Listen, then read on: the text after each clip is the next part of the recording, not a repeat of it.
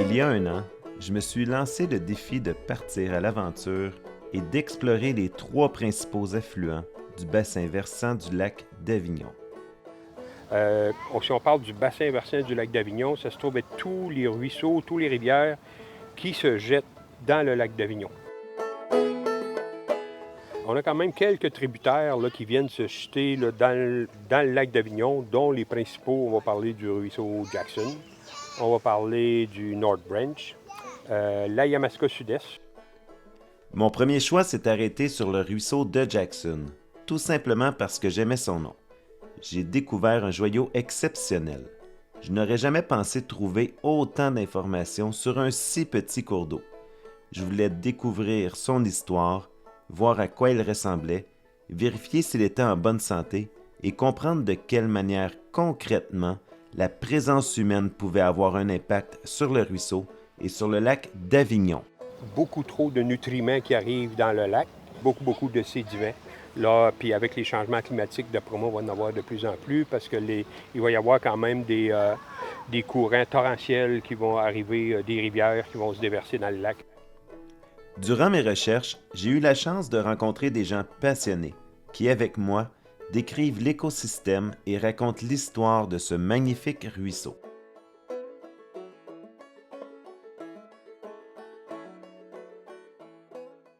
Le ruisseau Jackson a une eau limpide. C'est une eau qui parfois est même bleutée ou cristalline, un peu comme une eau au gingembre. Elle a des reflets bleus ou des reflets verts. C'est vraiment comme dans les livres ou dans les films, là, c'est un milieu enchanteur, très fragile, un milieu avec des chutes, des cascades, des bassins. Écoutez, c'est une beauté. Ce ruisseau-là est probablement, avec un ou deux autres ruisseaux des cantons de l'Est que je connais très bien, ce ruisseau-là est un des plus beaux. C'est un ruisseau de montagne, un ruisseau qui prend sa source dans les montagnes et qui dévale le flanc de la montagne et qui garde une bonne pente presque jusqu'à la jonction avec le ruisseau North Branch et qui devient la rivière Yamaska Sud-Est. Au moment des grandes pluies ou à la fonte du printemps, le ruisseau va se gonfler. On va avoir des montées d'eau importantes. Le niveau d'eau peut multiplier par 10 facilement. À ce moment-là, ça devient c'est une rivière tumultueuse, un torrent.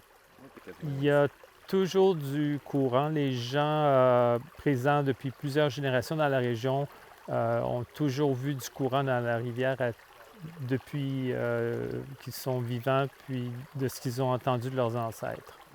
Pourquoi ce petit ruisseau-là coule tout le temps, alors qu'un ruisseau dans la plaine va souvent être à sec en plein été, durant les canicules, durant les périodes d'étiage d'été? Bien, ces ruisseaux de montagne-là ont accès à une réserve d'eau dans l'infractuosité dans les roches. Et le fond de la montagne, ce sont toutes des petites lamelles qui ont tendance à ramasser l'eau et à la redonner sur une très longue période de temps, ce qui fait qu'on n'a jamais vu le ruisseau de Jackson, le ruisseau North Branch, on ne les a jamais vus à sec. Quand il arrive un orage, quelque chose de sérieux, ça, c'est un ruisseau qui, en dedans de 12 heures, va passer d'une épaisseur de quelques centimètres à une épaisseur de quelques mètres. Donc, c'est des ruisseaux qui ont un caractère extraordinairement explosif.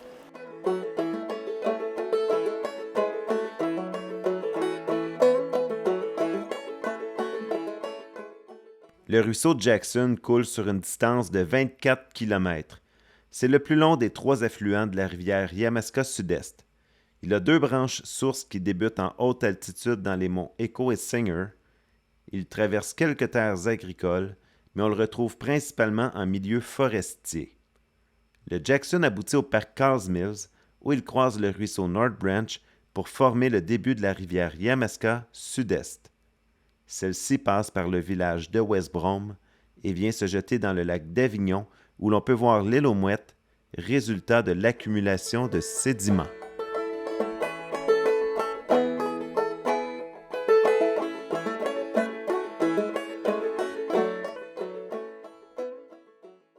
Pour débuter son histoire, je dois remonter à la présence des premiers habitants du territoire, les Abénaquis, qui ont possiblement utilisé son eau.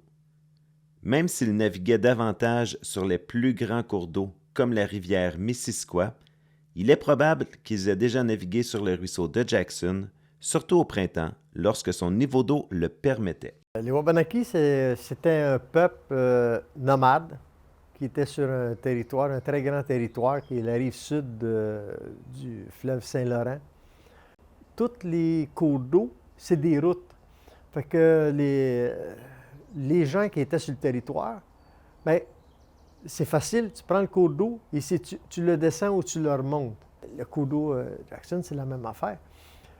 Ils pouvaient l'utiliser pour monter à un moment donné en canot dans des secteurs, dans des sections, et faire la pêche en même temps, puis faire des campements. Ils étaient là. Plus tard, les Allochtones qui ont commencé à s'installer sur le territoire lui ont donné un nom. Mais pourquoi Jackson? Ruisseau de Jackson. C'est qui Jackson? Sur le site de Toponymie Québec, on indique que l'origine du nom est probablement reliée à un meurtre qui s'est déroulé dans le ruisseau. J'ai trouvé des informations à propos du meurtre d'un certain Joseph Jackson qui a eu lieu en 1882. Mais en analysant cela avec Michel Racicot de la Société d'histoire de Cowansville et avec Anne-Marie Charuet du Musée Lac-Brome, on a réalisé que l'hypothèse de Toponymie Québec était fausse, puisque Joseph Jackson a été tué sur l'autre versant des monts Sutton, probablement dans le ruisseau Router. C'était donc une fausse piste. Plus tard, on découvre que c'est John Jackson, un révérend du Massachusetts, qui a légué son nom au ruisseau. John Jackson abandonne son rôle de pasteur à cause de problèmes de santé à la gorge. En 1815, il quitte les États-Unis et vient s'installer à Brome sur une grande terre pour devenir agriculteur. John Jackson habite sur le chemin qui porte son nom et sa maison est toujours présente aujourd'hui. Tout près se trouve également la maison qu'il avait fait construire pour ses garçons, maintenant habitée par la 6e génération qui le succède. Depuis 1844, John Jackson repose en paix au cimetière de Brome.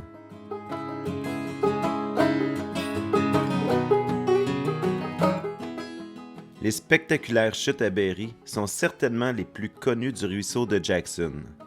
Matthew Morehouse est le premier colon à avoir habité l'endroit. Il arrive en 1808. Il construit un moulin à grains et plus tard un moulin à scie.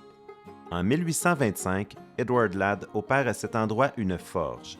Il installe une broyeuse à énergie hydraulique et on raconte qu'elle était située directement au-dessus des chutes.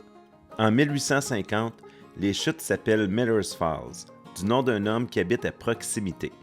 James Miller est propriétaire d'une tannerie, d'une forge et d'un moulin à scie. Il utilise le minerai de fer obtenu près de Brome Corner. Vers 1872, un ingénieur du nom de William Berry quitte Montréal pour venir s'établir près des chutes qu'on appellera désormais Berry's Falls.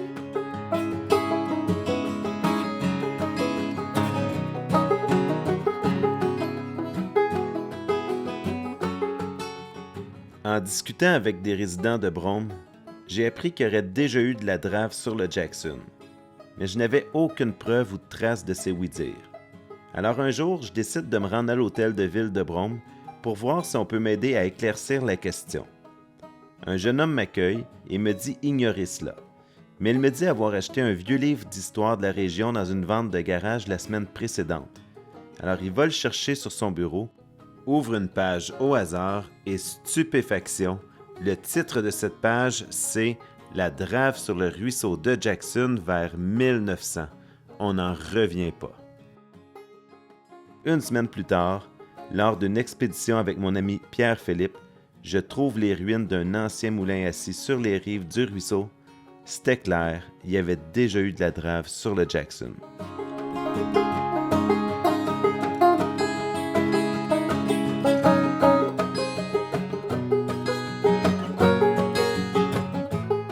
Vers 1900, Julius Reiter opère un moulin à scie sur les rives du Jackson, entre le village de Brome et Sutton Junction. C'est un emplacement idéal parce que les bio descendaient la rivière à partir des montagnes et que les planches étaient ensuite expédiées par voie ferrée. Le moulin n'utilisait pas l'énergie de l'eau. Il fonctionnait à l'aide d'un moteur à vapeur. Il coupait environ 24 000 pieds de planches par jour. Les arbres étaient abattus durant l'automne et l'hiver sur le côté de la montagne pour être ensuite descendus par traîneau puis empilés près de l'étang à proximité d'une digue. À la fin de l'hiver, la clairière était remplie de bio. Quand ils étaient prêts, ils ouvraient une petite digue en amont pour remplir l'étang. Ensuite, ils ouvraient la digue principale et les bio commençaient leur descente effrénée. Le prochain barrage retenait une partie de l'eau jusqu'à ce que les bio commencent à s'accumuler derrière lui. Ensuite, ils ouvraient ce barrage et ils continuaient ainsi de suite jusqu'à ce que les bio arrivent au moulin. La plupart des arbres utilisés pour le bois de construction étaient du bois mou. Selon ce qui a été bûché plus tard, on suppose que c'était principalement de l'épinette, de la pruche et du sapin. Julius Reiter cesse d'opérer le moulin au début de la Première Guerre mondiale.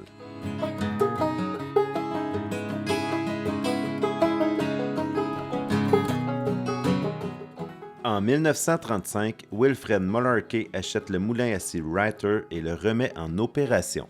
Les Malarkey utilisent le même équipement que les Reiter. La scie principale est l'une des plus rapides disponibles à l'époque. Mes frères y aidaient avec l'ouvrage.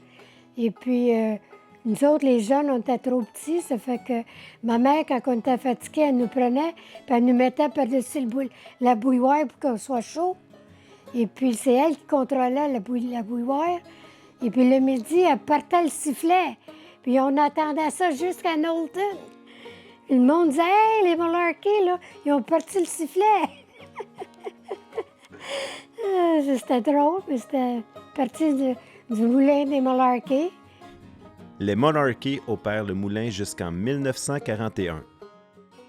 Quelques décennies plus tard, les coupes forestières reprennent aux monts Echo et Singer, mais la région étant plus peuplée et les citoyens plus conscients des problèmes écologiques découlant d'une coupe forestière importante, un mouvement s'organise pour contester la façon d'opérer et pour protéger la nature. Plus tard, ces mêmes citoyens fondent l'Association de conservation du mont Echo. On s'est réunis avec des anciens de la fiducie foncière de la vallée de l'autre côté de la montagne, des anciens qui faisaient partie du conseil d'administration, dont moi. On a fondé notre association de conservation en 2005. L'association de conservation du mont Echo, ACME en français, MECA en anglais, Mount Echo Conservation Association, a été mise sur pied dans le but de conserver des écosystèmes dans le mont Echo, autour du mont Echo, et bien de façon plus large dans le massif des monts Sutton.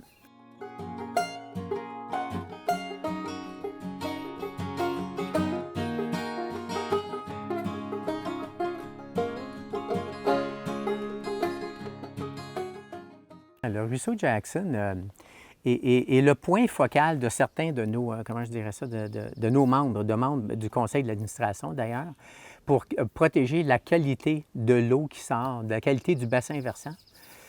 Et puis le ruisseau Jackson est le ruisseau dans tout le territoire de Sutton, puis probablement dans une zone beaucoup plus grande, qui est non perturbée sous aucune forme. Et puis on peut se péter les bretelles, parce que c'est la conservation, évidemment, qui en est la raison d'être de cette pureté-là. Et puis cette pureté-là fait aussi que ça arbore des formes de vie qui sont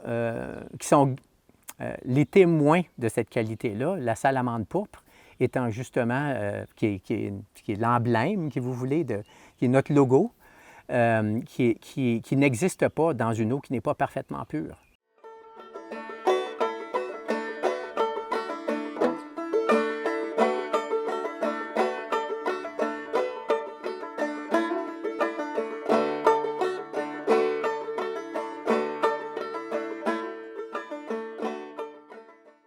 L'indice des diatomées de l'Est du Canada, ou l'IDEC, est un bioindicateur. C'est un outil qu'on utilise pour déterminer la qualité de l'eau en observant les diatomées.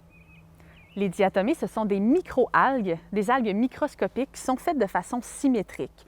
Elles ressemblent un petit peu à une coccinelle avec leur carapace de silice. En ce moment, je fais comme une boue de diatomée. Là, je la ramasse en tas. Je la mets dans mon petit couvercle. L'IDEC a été mesuré au ruisseau Jackson en 2010 et 2011 et a obtenu une moyenne de 97 %, ce qui est vraiment excellent.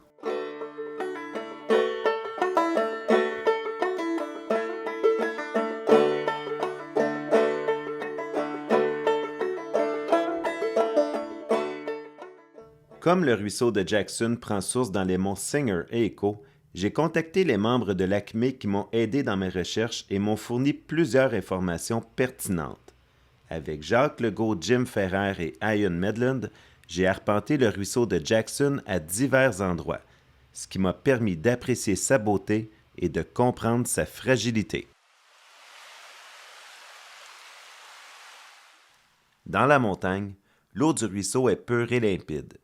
Même après les grandes pluies, il n'y a pas de sédiments en suspension. Des relevés biologiques y confirment la présence d'espèces fragiles et vulnérables qui ne pourraient survivre en eau trouble.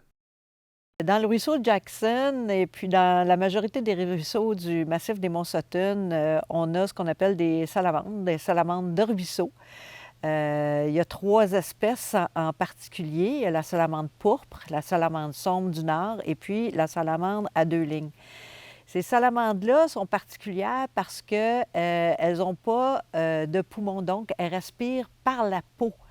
Les larves sont seulement aquatiques. Les adultes peuvent sortir de l'eau, mais seulement quand c'est très, très humide. Ils ne s'aventureront pas bien plus qu'une 60aine de mètres du cours d'eau où ils vivent. La majorité du temps, ils passent leur vie sur à peu près 25 mètres d'un petit cours d'eau. Alors, c'est des espèces qui sont très fragiles, mais en même temps, ils sont indicatrices d'une très bonne qualité d'eau. Donc, il faut que l'eau soit bien oxygénée, qu'il n'y ait pas de sédiments en suspension, parce qu'elle respire par la peau. Alors, si on a des sédiments, souvent, ça peut boucher les pores de la peau, puis ça peut les empêcher de survivre dans leur habitat. L'absence de sable fait qu'il y a plusieurs espèces qui vont vivre, que ce soit les salamandres, les truites, peuvent survivre parce que, justement, ils ont de la place, les écrevisses, ils peuvent se cacher en dessous des rochers. La truite, elle, pour frayer, pour pondre des œufs, s'il y a du sable, les œufs vont s'asphyxier ou vont partir avec le courant. S'il y a plein de petites roches, alors à ce moment-là, la truite va venir pondre ses œufs au mois de novembre, décembre. Puis ces œufs vont être préservés, cachés par les roches, vont rester oxygénés et vont survivre au torrent de la fonte du printemps. Alors, il est très, très important qu'il n'y ait pas d'eau de ruissellement avec du sable qui arrive dans le ruisseau parce que ça va entraîner la mort de l'écosystème qui est encore très présent dans le ruisseau. La qualité de l'eau du ruisseau de Jackson est donc exceptionnelle. Par contre, quand on quitte la zone protégée du mont Echo et qu'on se dirige vers Cowansville, on constate qu'il y a des sédiments qui s'accumulent dans le ruisseau à quelques endroits. Lorsqu'il n'y a pas de grande pluie, l'eau est tout de même claire, mais la présence de sédiments est évidente. La très grande majorité des sédiments et des nutriments arrivent jusqu'au lac d'Avignon à la fonte des neiges et lors des 5-6 grandes pluies annuelles. I can remember when around the 1960s, we used to go for picnics in the farmer's pasture at Jackson. At that time, just to show the difference between then and now, at that time the hole that existed, the swimming hole, was about 15 feet deep. And friends, I never did it, but friends did it, diving off the bridge. It was a metal bridge about, I guess the top of the bridge was probably 6-7 feet above the surface, the road surface, and they used to dive into this hole. And today, if you go by and look at it, there's literally maybe a foot or 2 feet of water. Les causes de la sédimentation sont multiples et affectent les 3 principaux tributaires du lac d'Avignon. Heureusement, La MRC Brome-Missisquoi et ses partenaires travaillent ensemble pour tenter de réduire ce problème. Le ruissellement au niveau des chemins de gravel, des chemins en campagne, bien ça, la MRC a déposé quand même un gros projet pilote, puis ils ont fait beaucoup de travaux à ce niveau-là, dont des trappes à sédiments dans les fossés de chemin. Là. Avant que l'eau se déverse dans les tributaires, bien, ils ont fait comme des trappes à sédiments, des enrochements dans le fond du fossé, puis avec un petit barrage en roche. Ça veut dire que ça retient l'eau, puis ça va retenir les sédiments en place. Là. Une autre façon de réduire l'apport en sédiments dans nos petits cours d'eau consiste à creuser les fossés de chemin de terre selon la méthode du tiers inférieur. C'est vraiment une technique qui élimine un peu parce que le dernier tiers, c'est qu'on va gratter juste dans le fond du fossé. Donc à ce moment-là, les côtés, on les laisse au naturel, en verdure. Donc à ce moment-là, lorsqu'il y a des grosses crues d'eau, l'eau qui monte, mais là, à ce moment-là, sur les côtés, elle ne va pas ramasser les sédiments qu'il y a sur le côté, là, elle fait seulement couler dans le fond. Là. Ce n'est pas encore parfait, mais je pense qu'on peut être optimiste parce que les municipalités du bassin versant ont investi des sommes importantes pour entretenir les fossés selon cette méthode, ce qui va réduire l'apport en sédiments dans nos petits cours d'eau, comme le ruisseau de Jackson.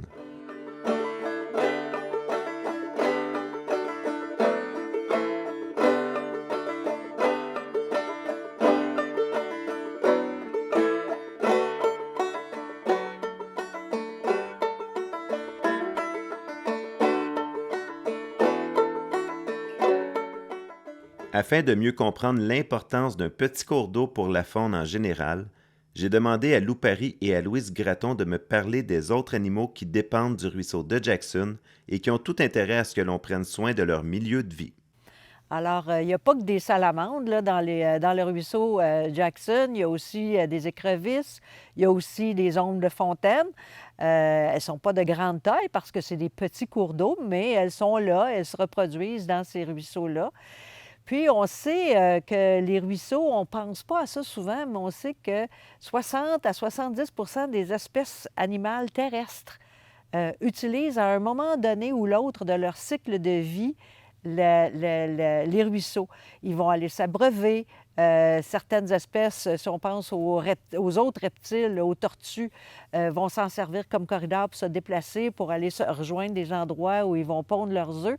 Donc, dans le cas du ruisseau Jackson, il y a une foule d'espèces. À peu près toutes les espèces animales que vous pouvez imaginer utilisent à un moment donné ou l'autre le ruisseau.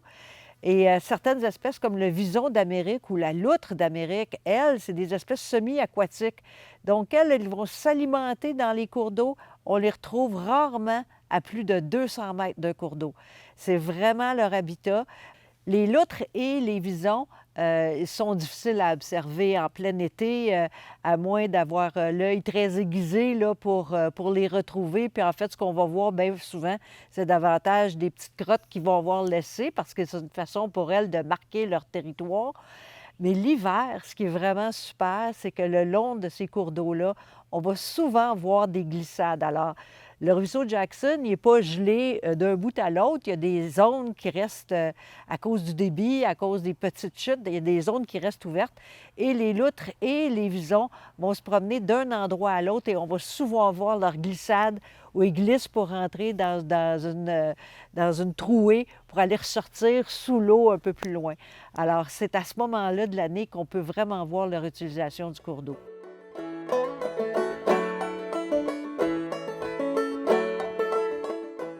Le ruisseau Jackson est un habitat privilégié des espèces de tortues d'eau douce au Québec. On y retrouve la tortue des bois, la tortue serpentine, la tortue peinte, plein d'autres espèces. Si vous rencontrez une tortue, peu importe où, qu'elle soit en train de pondre, qu'elle soit malheureusement décédée, il faut que vous la déclariez sur le site carapace.ca. Ça permet au ministère de reconnaître les zones qui sont à privilégier pour la protéger. Par exemple, voici une tortue. Je vais sur le site de carapace.ca, je la prends en photo, je repère les coordonnées GPS sur mon cellulaire et le tour est joué.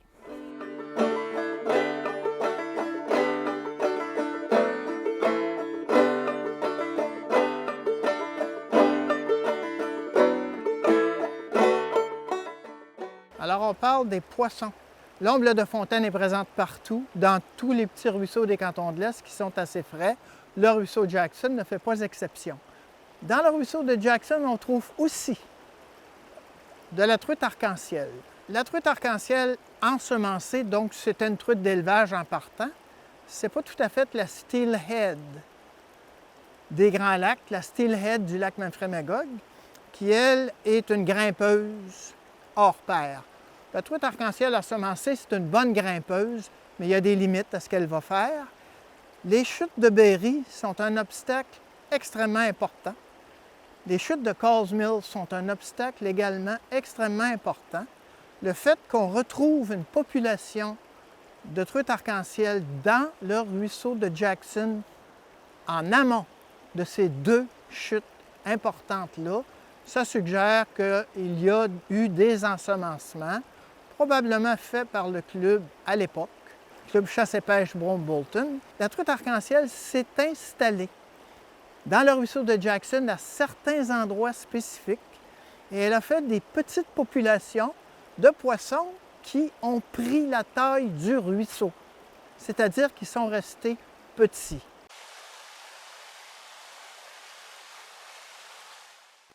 Le dernier point que je voulais aborder, c'est l'accessibilité aux magnifiques petits cours d'eau comme le ruisseau de Jackson.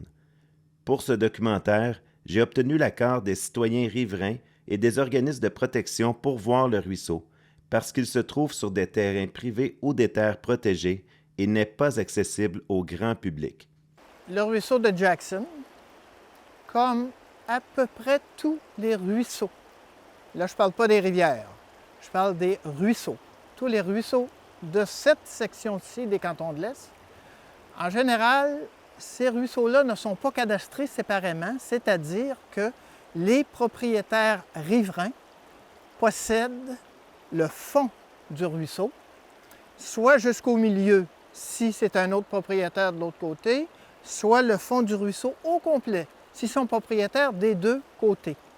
Et ça, c'est une situation qui est à peu près uniforme presque partout dans notre secteur des cantons de l'Est. Ce qui fait que l'accès n'est pas possible.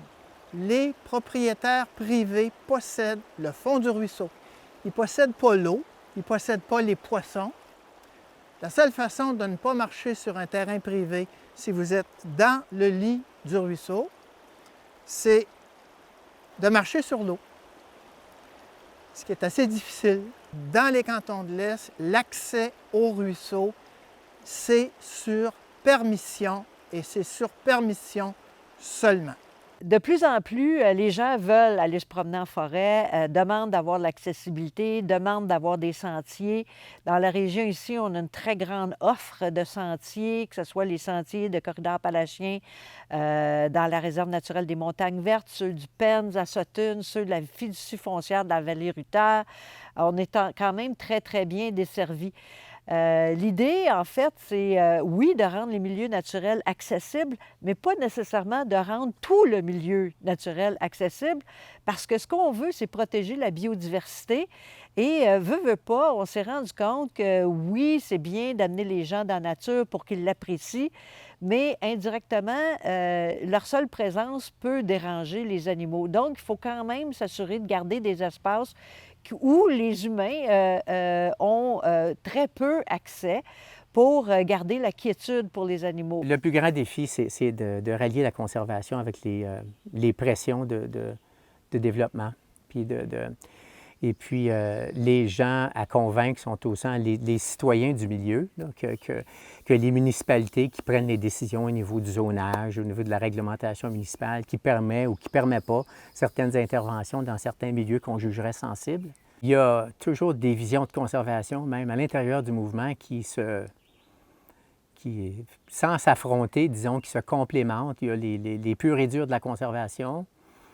Et puis, il y a ceux qui voient ça comme quelque chose qu'on doit exposer aux gens qui sont peut-être moins renseignés. Il faut y donner accès jusqu'à un certain point.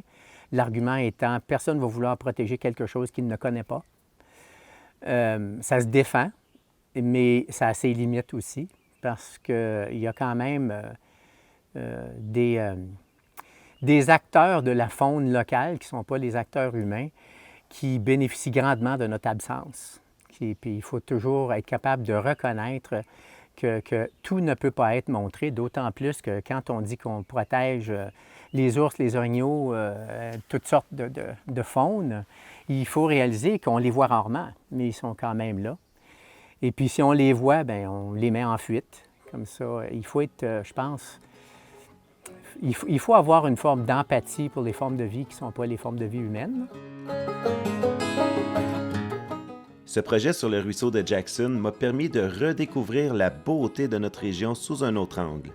Il m'a aussi permis de rencontrer des gens extraordinaires, des gens qui ont à cœur la protection de la nature et qui ont un grand respect pour l'histoire de nos ancêtres qui ont bâti la région et contribué à la protection des espaces naturels. Tout au long du projet, je me sentais comme un explorateur. Chaque découverte me donnait le sentiment d'avoir trouvé quelque chose de précieux. Maintenant, je sais ce que j'ai découvert. J'ai découvert un trésor fragile qu'il faut absolument protéger parce que le ruisseau de Jackson, c'est un patrimoine inestimable. Notre présence a un impact considérable sur la santé des petits cours d'eau. Souhaitons-nous de trouver un juste équilibre dans notre façon d'occuper le territoire, un juste équilibre entre préservation, espace privé et accessibilité. Je pense que c'est le plus grand défi qui nous attend pour les prochaines années dans notre magnifique région.